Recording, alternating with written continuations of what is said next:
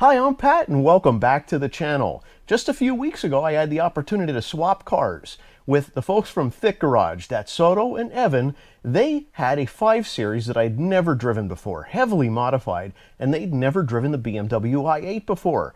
I wanted to drive one. So today we're going to put butterfly doors on the BMW. So I threw them the keys, I hopped in the back seat, and I took some video. We had other cameras around the car. Well, they released their video of their experience in the BMW i8, and it was excellent. Oh, wow. This thing is quick.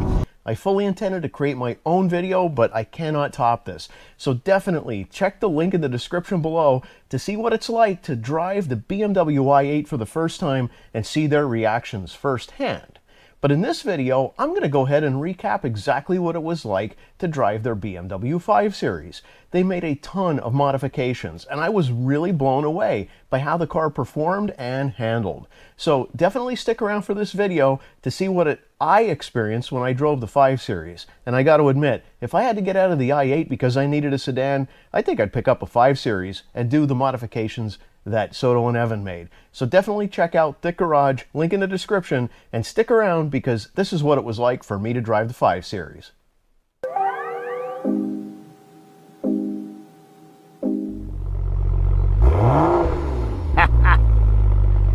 That sounds awesome. Hi, I'm Pat and welcome back to the channel. Today I have the awesome experience of being able to hook up with the folks at Thic Garage. We got Soto here, we got Evan here, and you've probably seen them on the channel before, but if you haven't, link in the description below. What do we got here behind me? We got the Thic F10, and I'm having an opportunity to take this thing for a spin. I've never been in a 5 Series before, let alone this one that's been heavily modified. Soto, can you tell me more about modifications you've done? Well, I've done a charge pipe. That's the first thing. If you have a BMW, make sure you replace that first if you plan on doing any mods that are going to increase horsepower. They're known to blow since the OEM is plastic. So I have a VRSF charge pipe, the full aluminum. I have an intake system. I have the Megan Racing exhaust system, as well as a Turbo Smart 12 valve. And how far has this thing been lowered? So I've lowered it about 2.5 inches from stock. I have the Silver's Neomax Coilovers on there. Now when I took them out of the box, I threw them on and it was sitting about 1/4 inch off the ground in my garage. And there was no way I would be able to get out of my driveway, as you can see. So took all the tires back off, adjusted all the coilovers, and luckily the first try, I got them just perfect. Now I'm about 1/2 inch. My splitter is about 1/2 inch when I come out of my driveway. In his driveway, he's got some ramps there. I'm going to be putting them in at my house because guess what? This car, when he decides, if and when he decides to do any more modifications, we need to get this thing off the ground. We're going to be putting this thing up on the quick jacks at Pat's garage. So let's go for a ride. All right, so the first thing that's really cool about this is the layout. Now, the BMW i8 obviously has different technology and different screens. I love having the analog gauges here. This looks cool. And of course, it would be really neat if I had that opportunity to be able to change my gauges up in the i8, because there are times where I'm just sick of looking at the screen all the time. But check this thing out. So what's really nice about this screen is it's deep set over the i8 because the i8 sort of sits on top of the dash. But this screen is pretty cool. I actually like that everything sits in here. Now, is this pre-touchscreen? This is before touchscreen came about? Yes, it's not touchscreen. Yep. So we have our normal iDrive down here, so we're able to, do things like select our vehicle status, and of course he has it tuned already. And just like I did with the i8, he's done the bimmercode already, so he's able to modify things like showing the degrees Fahrenheit off of each of the tires. That's awesome, and that's great. Great setup. What I really like about this too is the dark wood grain. So it has a neat looking style to it. It is polished, which is nice. I've been in some where they're not polished. This looks really good. And I could tell that this is already an upgraded spec compared to a lot of BMWs that I've been in, because I've been primarily in BMWs that have been loaners. So getting an opportunity to drive in this is like sitting in a lap of luxury. This is really nice. Seats are real comfortable. I love the bolster in this thing, because I don't get that in the i8. It's the seat that's designed to cradle you, and that's it. If you don't fit the seat, you don't fit the seat. this gives me an opportunity to make a lot of adjustments, although I'm pretty happy. I think you and I are about the same height, aren't we, Soto? Yeah, 5'7". 5'7"? All right, so, you know, I don't have to do anything. We could trade cars all we want. So I'm going to have an opportunity to take this thing out. There's a lot of different modes here. Soto's going to walk me through those and just do a quick road test, and then we're going to get on a little bit of stretch of highway to see exactly how this thing performs, because he has it tuned. So let's check that out.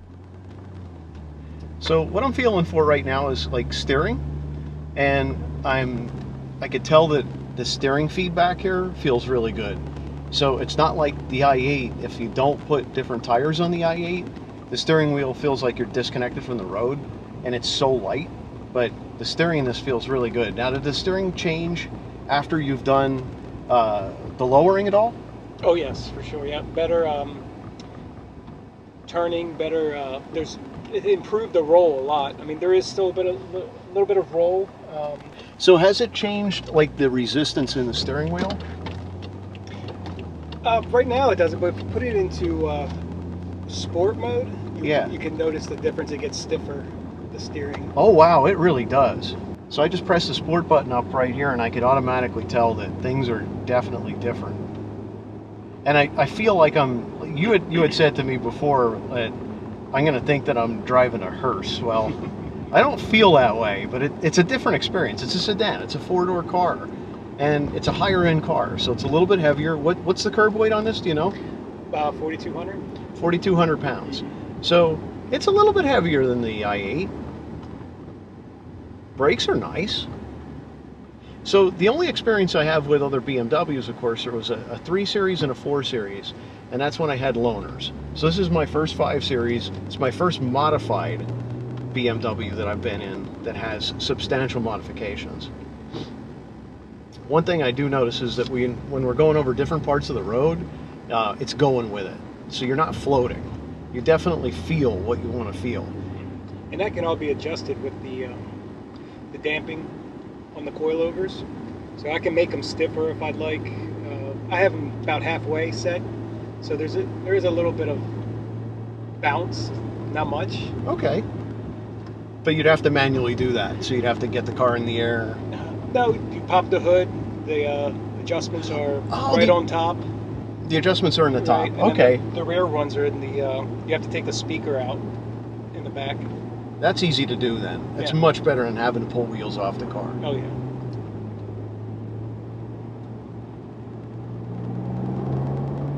The power's there. You know that you're in a 6-cylinder, and I heard a hint of a blow-off valve. Mm-hmm. Which I never heard that before the tune. So before the tune, you really had to push the car to get that blow-off valve to make noise. But after the tune, the pressures must definitely be higher in the turbo.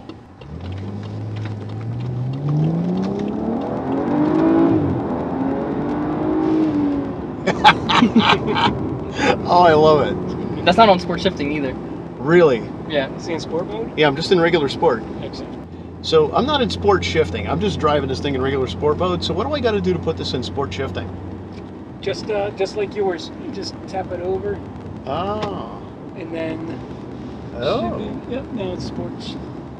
Ah. Now if you start using it manually, yes, we automatically change to manual. Oh, I gotcha. It'll take the sport shifting off. It's neat because I can actually hear the exhaust is so strong. And I know you've done a resonator delete on this car, yes, so there's definitely an obvious sound. But I don't think I've ever heard a 6-cylinder sound this good.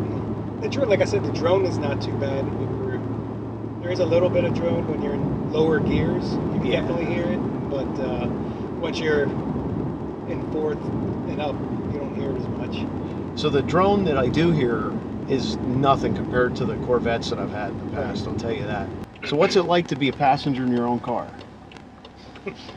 I've driven in the passenger side. I've never been back here. It's I feel like I got an Uber or something. I've never used the center cup holder. That is so cool.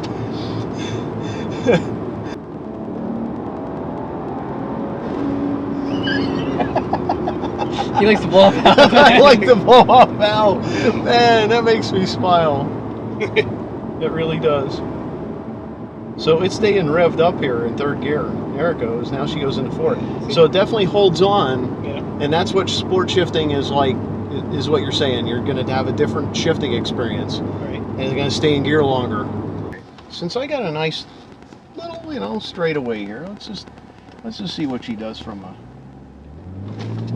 Whoo!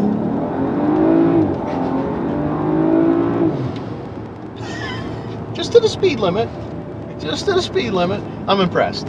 I'm really impressed with this. And I know that we've had an opportunity to, you know, drive together for a little bit, and I think you said I was cheating. 1, 2, 3. Oh, you cheated. I said on 3. You went on 2. I said 3 and then I went. You said 2, go! Now, if I was able to come over here, I can then use this for shifting. Yeah. And I could feel that it's doing rev matching as I'm manually shifting the car. I'd say it's about a half a second time between pulling the shifter and getting the gear, which is great for an automatic transmission. For just a normal automatic transmission, I'm not disappointed with it. In fact, the E-Series Mercedes that I drove, I clicked that upshift, and I think I waited 2 seconds to be able to get a shift out of it. So I'm pretty impressed with this. All right, so I told Soto he's got to get me to an area where I have some more turns because it's so obviously so flat in the town of Bel Air. So here we are, we're going to be heading down a couple roads, little back roads, and getting an opportunity to see what the car handles like in some of the turns.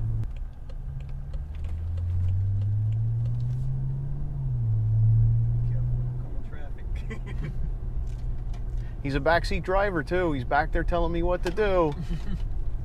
You got a soda can flying all over the place.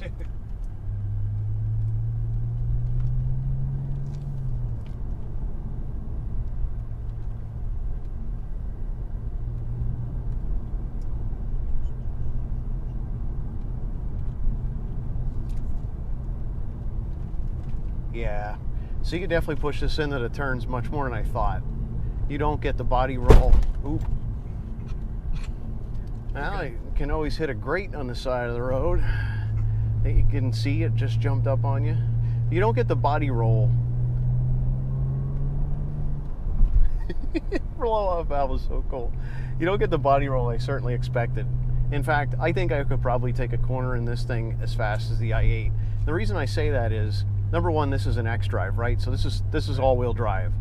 So you do have 4 wheels pulling you through a turn, which that really does make a difference. All right, this was a great opportunity. Now I actually got a chance to park this thing. Look at my awesome park job. I was so worried about that side skirt getting in and out of this thing. I almost stepped on it, but it is really cool. This car gets a ton of attention. It has a great road presence, as I said, during the road test, and I gotta tell you, just getting to see it coming up the road behind you, you're like, what is that thing? You don't realize. It looks great, and I had such a great opportunity. Thanks again, Soto and Evan. No problem. Appreciate you having me over and getting a chance to check this car out. Of course, definitely check out their channels. Link in the description below. Thic Garage, Evan and Soto. Thanks for watching, and if you enjoyed this video, please give me a big thumbs up. And if you haven't subscribed, please subscribe. There'll be more BMW content. Whether it's the 5 Series or the i8, we don't know. We'll take them all. Thanks for watching. Happy motoring.